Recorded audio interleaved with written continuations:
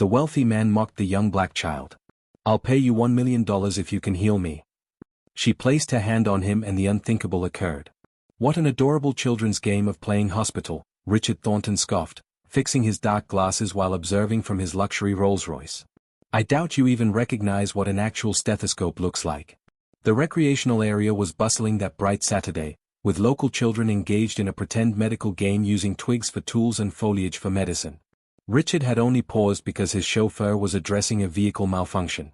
Yet watching these youngsters tend to one another with such earnestness entertained him cruelly. Richard Thornton, at 53, was someone who transformed personal misfortune into resentment toward everyone around him. Half a decade ago, a cerebrovascular accident had bound him to his wheelchair, though this only amplified his inherent conceit. As beneficiary of a property development fortune valued at $400 million, he exploited his physical limitations as justification for treating those he deemed beneath him with even greater disrespect. "Listen up, you over there," he called out to a roughly 10-year-old girl standing somewhat isolated from the others, observing quietly. She was African American, dressed plainly, possessing an earnestness in her gaze that seemed unusual for her age. "What's keeping you from joining your pretend companions?" The child, known as Zay, approached the park barrier slowly. She displayed neither terror nor submission, only peaceful inquisitiveness that left Richard somewhat unsettled. "This isn't pretend," she responded with conviction. "This is belief." Richard burst into laughter, capturing the notice of nearby parkgoers. "Belief, child? I have an offer you can't refuse. Look here," he gestured extravagantly toward his motionless limbs. "I've been unable to walk for half a decade. The nation's finest physicians have abandoned hope for me.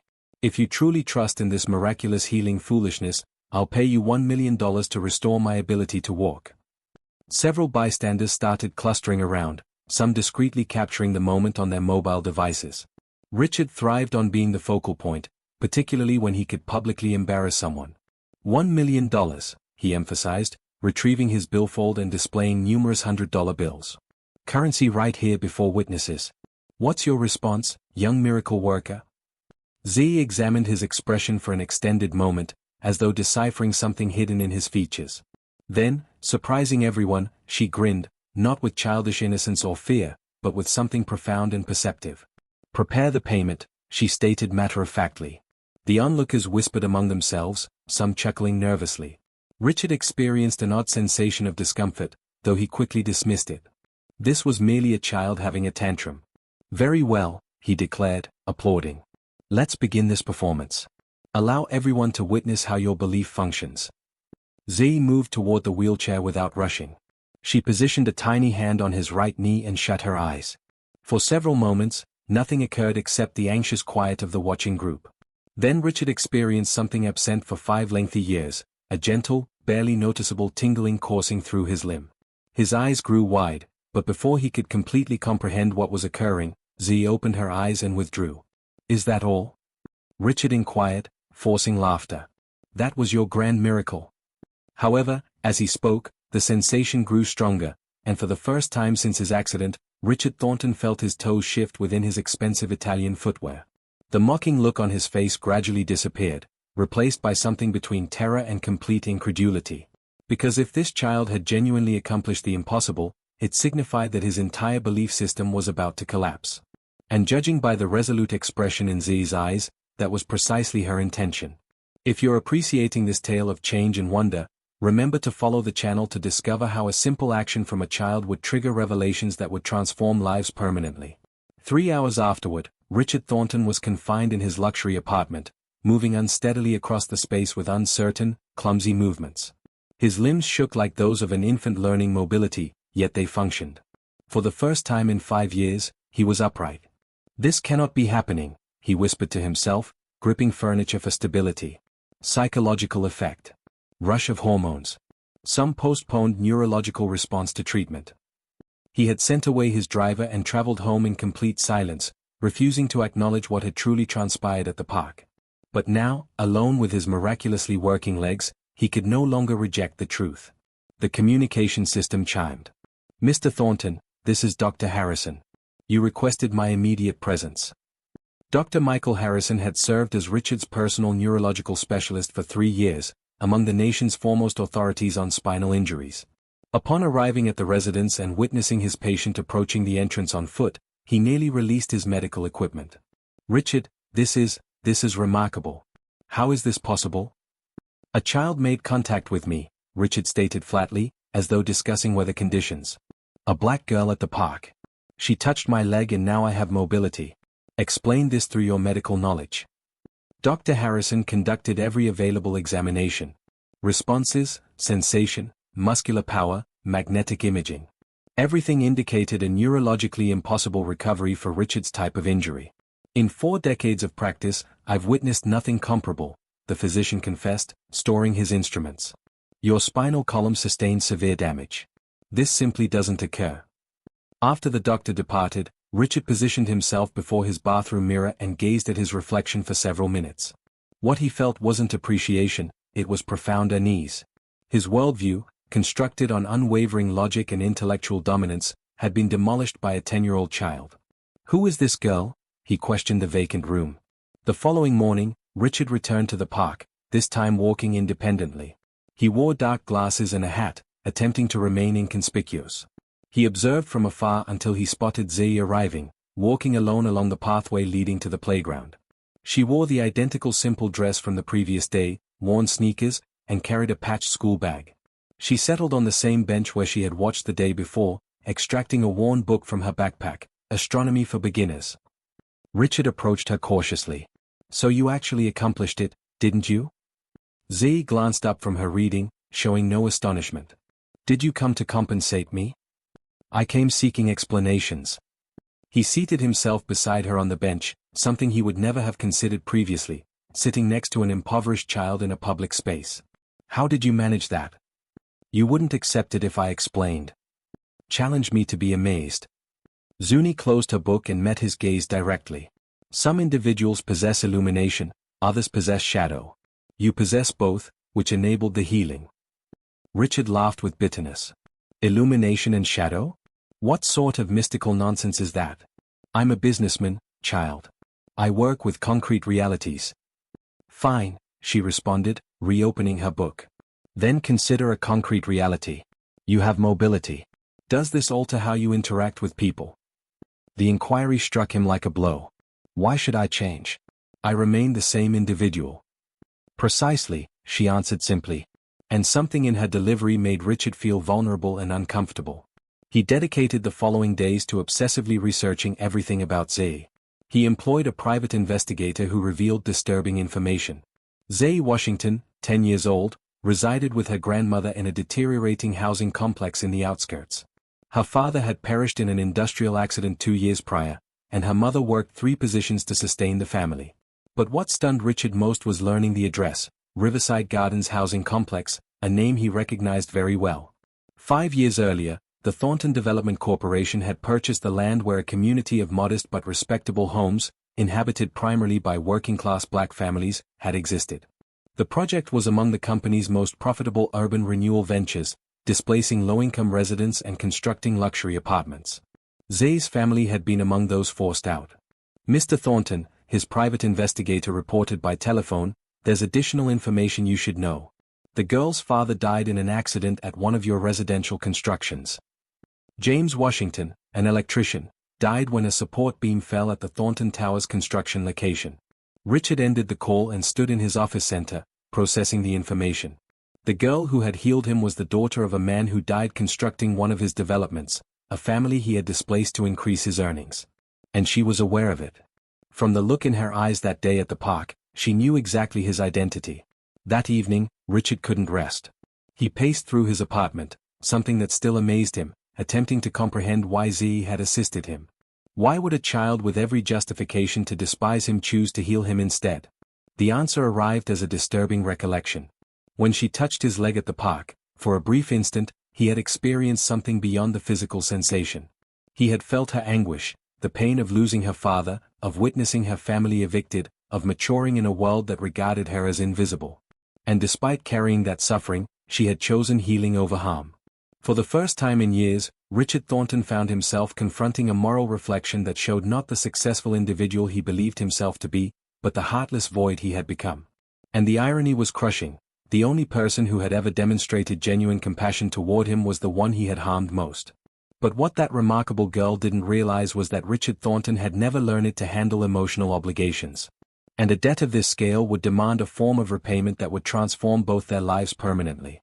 During the subsequent 2 weeks, Richard Thornton became obsessed, not with the riches or authority that had always characterized him, but with an overwhelming desire to completely comprehend the harm he had inflicted on the Washington family.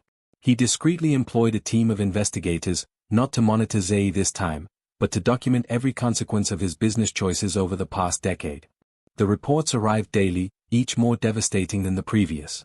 "Mr. Thornton," stated Margaret Chen, the social investigator he had hired, entering his office with a substantial folder.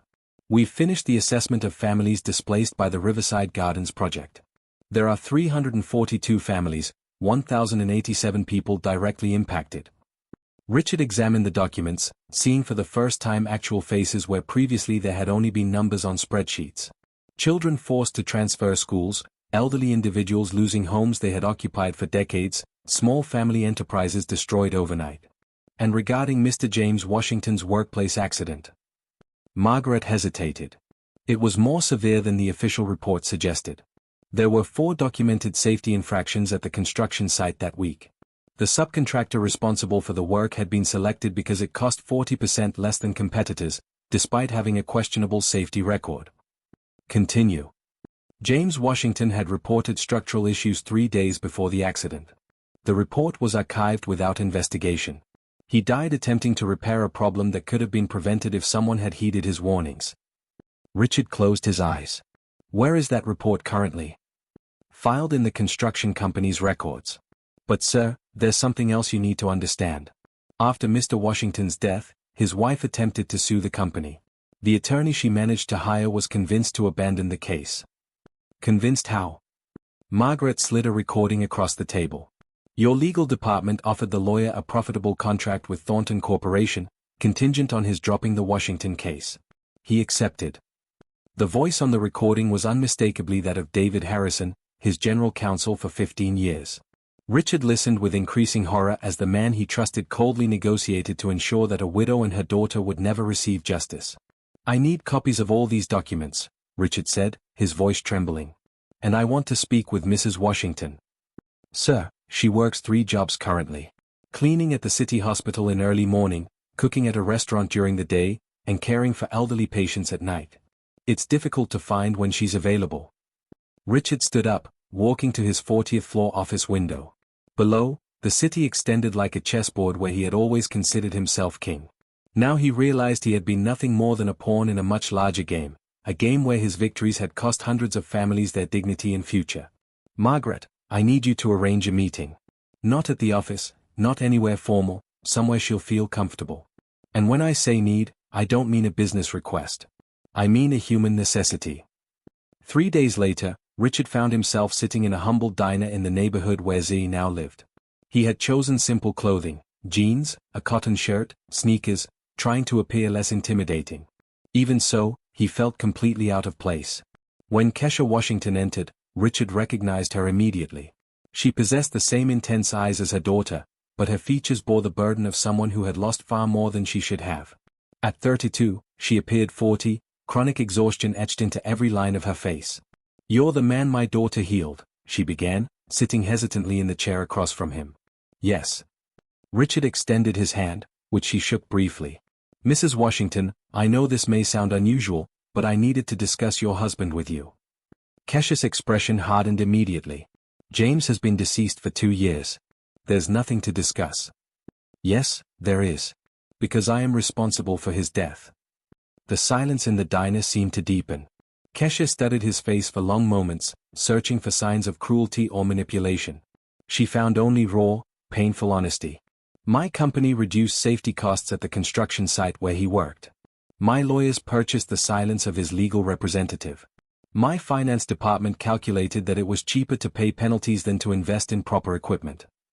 Each word emerged like crushed glass. "I killed your husband through greed and then I denied your family the chance for justice." Kesha didn't weep. Her hands trembled slightly, but her voice remained steady. "Why are you telling me this now?" "Because your daughter showed me something I had completely forgotten," that there is still goodness in the world.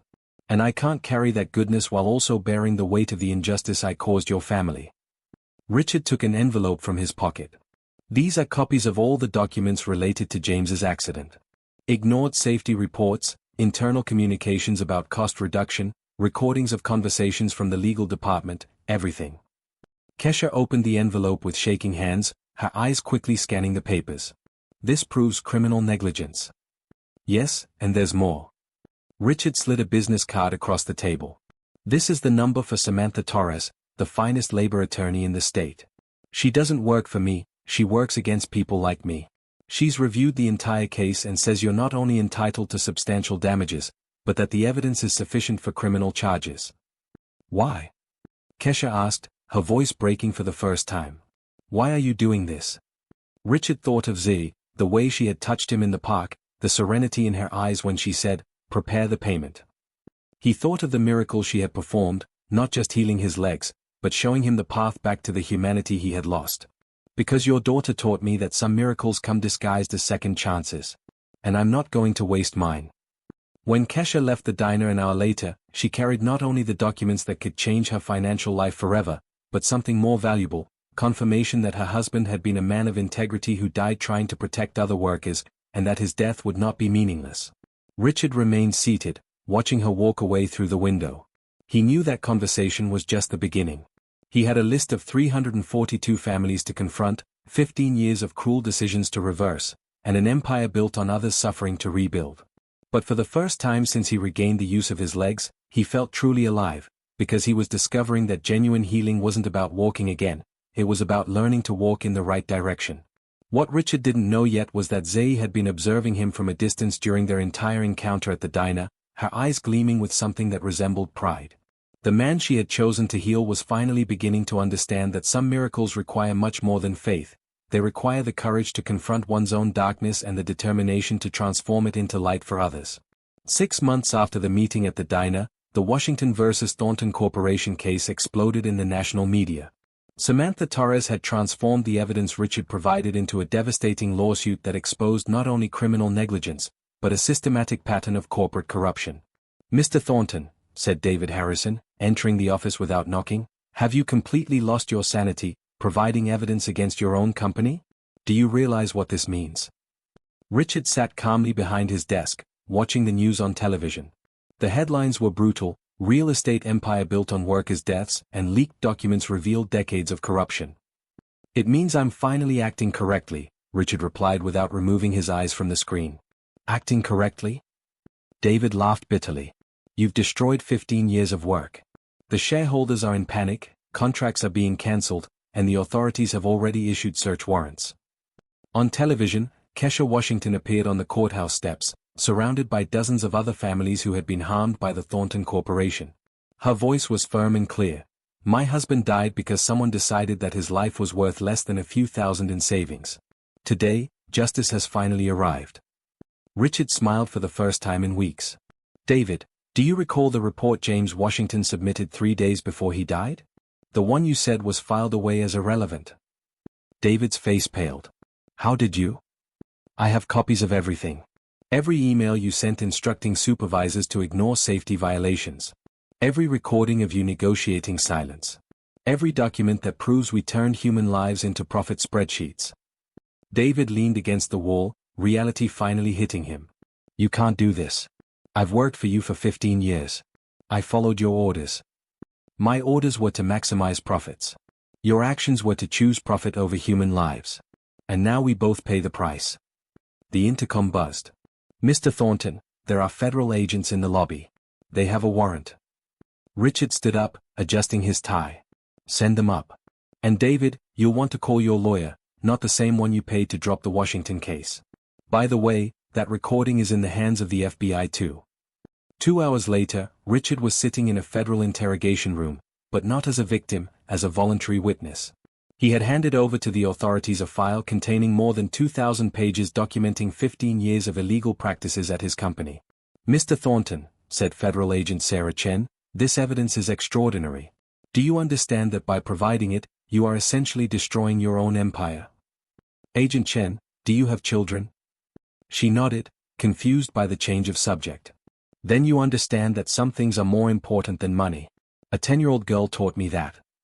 The following week, the headlines changed: real estate magnate cooperates with federal investigation, and Thornton testifies against his own executives. David Harrison and 6 other executives were arrested. Fraudulent contracts were voided.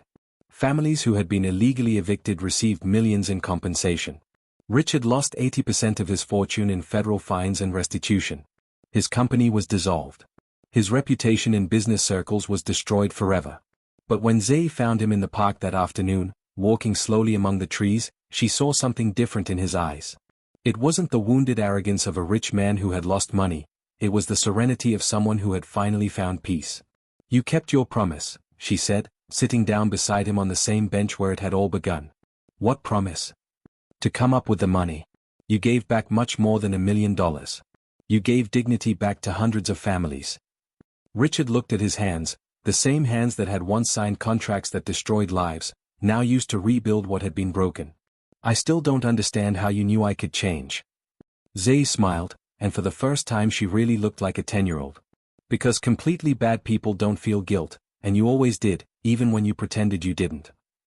As the sun set over the park, Richard realized he had discovered something more valuable than any fortune: the ability to look in the mirror and recognize not the man he had been, but the man he could still become. And it all started with a girl who saw light where everyone else, including himself, saw only darkness. 2 years later, Richard Thornton walked through the halls of the Washington Community Center, a modern building erected on the same site where the dilapidated housing project where Zay had lived once stood. The place now offered free education, medical care, and job training programs to more than 500 families. "Mr. Thornton," said Kesha Washington, approaching him with a genuine smile. "The graduation ceremony is about to begin." Richard nodded, adjusting his simple tie. His life was now completely different. He lived in a modest apartment, drove a used car, and worked as a volunteer consultant for organizations fighting real estate exploitation. He no longer had millions, but for the first time in decades, he slept peacefully. In the auditorium, 23 young people prepared to receive certificates in various technical fields. Among them was Zay, now 12, graduating in basic programming, the youngest student ever admitted to the program. "Ladies and gentlemen," announced the MC, "our valedictorian will be Zay Washington." The girl walked onto the stage with the same serenity Richard remembered from that day in the park. She looked directly at him in the audience before she began. "2 years ago, I met a man who thought that power and money defined his worth. Today, that same man taught me that true wealth comes from how many lives you can touch positively." In the front row, David Harrison watched on television from the federal prison where he was serving an 8-year sentence for corruption and criminal negligence. Other executives from the former Thornton Corporation faced similar fates: reputations destroyed, fortunes confiscated, careers ruined. "Some people believe in instant miracles," Zay continued. "I believe in transformations that start with a choice, to be part of the problem or part of the solution." After the ceremony, Richard found Zay in the community center garden. She was sitting on the same kind of bench where it had all begun, reading a book on neuroscience. "You still haven't explained how you did that," he said, sitting down beside her. "And you still don't understand that the explanation doesn't matter," she replied, closing the book. "What matters is what you did next."